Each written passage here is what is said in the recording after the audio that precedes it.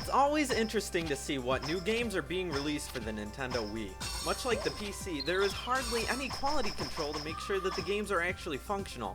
Unlike Sony and Microsoft, Nintendo really doesn't seem to care if third-party games being released on the system would look more at home on the Super Nintendo. While we get a lot of crap because of this, there's always that small hope that a budget title will actually turn out good. Heavenly Guardian looks like a slightly more colorful Super Nintendo game. Amusingly enough, this is also the spiritual successor to Super Nintendo game Pocky and Rocky. It was originally set to be a full-fledged sequel before some publisher drama went down. This game plays very much like Pocky and Rocky too. Heavenly Guardian's gameplay style is very old school and reminiscent of games like Heavy Barrel and Smash TV. You basically run around and shoot. By using the Wii Remote, you can point at enemies and shoot them without having to necessarily be facing them. That's basically it. While this isn't the best anime-style game I've seen, it does keep it looking moderately fresh and unique. The levels are very colorful and vary in style. These sprites are sadly not high-res, but they work well enough. You'll definitely have to readjust your eyes if they're used to most games in the current generation, but the art style is decent enough.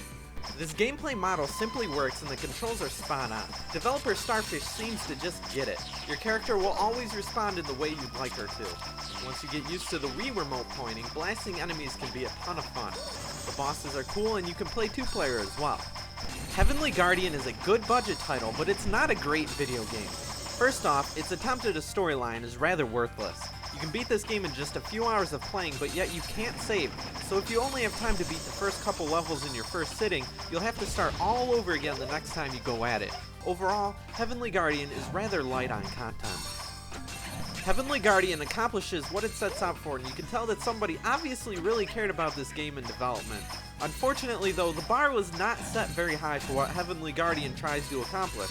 It's fun for a little while, but ultimately a forgettable experience. There are some people out there that will really enjoy this game, though most people will probably overlook it because it looks quite ancient. If you really enjoy old school games and you want something that probably should have been developed 10 years ago, but not of bad quality, you might want to check Heavenly Guardian out. If you love these kinds of games, you'll probably find it enjoyable for at least a little while.